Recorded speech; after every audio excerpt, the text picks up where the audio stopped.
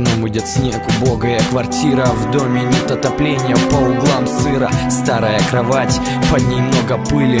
Ни воды, ни света, за долги все отключили. На окне сидит мальчик, 12 лет. Мечтает, что зайдет мама, скажет: сынок, привет, как там в школе?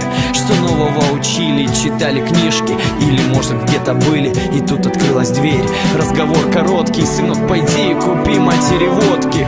Мама, какой водки? Я тебя люблю. Не слушаешь? Я отца сейчас позову. Вы посмотрите на себя, да кем вы стали? Люди с семьями, а вы со мной хоть раз гуляли? У всех детей день рождения, подарки, торты, свечи. А у меня что есть дома? Только пьянки вечно. Ах ты засранец, тебе так плохо жить. Батя взял ремень и давай меня лупить. Безжалостно, у меня руки в крови. Выкинул за дверь, и вот теперь здесь и живи.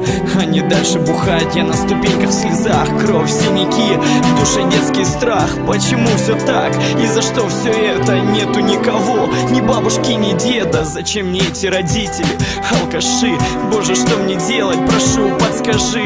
Тихо открыл дверь, забрал вещи с квартиры. Бежал без остановки, минуты 3-4. Матушка Богородица, за что мне наказание? Неужто жить мне счастье? Мое призвание, слезы на глазах, промокли ноги.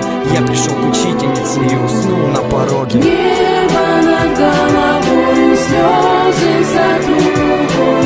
Боже, прошу, ответь мне, в чем виноваты дети? Небо над головой, слезы за трубой.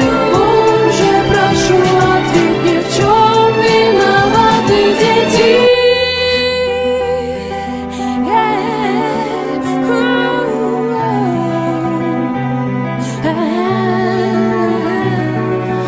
Утром меня нашли и забрали в дом. Обогрели, накормили и спросили, что с лицом. Я молчал, увел глаза, мне было стыдно. Все знали нашу семью, все было очевидно. Нина Петровна обняла, как родного сына. Взглянула мне в глаза, всплакнула и спросила: давай мы заберем тебя, будешь жить с нами. Но если хочешь, то можем отвезти к маме. Не надо к маме, я вас очень прошу. Можно я останусь, я что мне дышу? Меня дома не ждут, я им не нужен. Им наплевать на то, что жив-здоров я или простужен. Она прижала руками и обняла покрепче. Не знаю почему, но на душе мне стало легче. Я остался жить, они меня растили, давали деньги, одевали и любили. Ездили на дачу каждые выходные. Чужие люди полюбили больше, чем родные. Поставили на ноги, судьбу мою увидели. Я с уважением говорил на них родители. Годы шли, я вырос резко. Бизнес, личный водитель, Мерседес, Эска.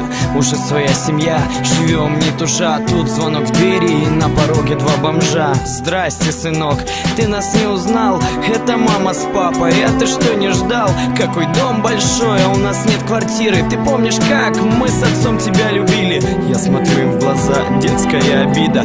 Папа, это кто? Спросила дочка Рита. Это наша внучка. Нет, это моя дочь. Нате на бутылку, убирайтесь прочь. Небо над головой, слезы за трубой.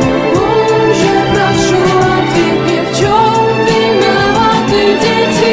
Небо над головой, слезы за трубой. Боже, прошу, ответь мне, в чем виноваты дети?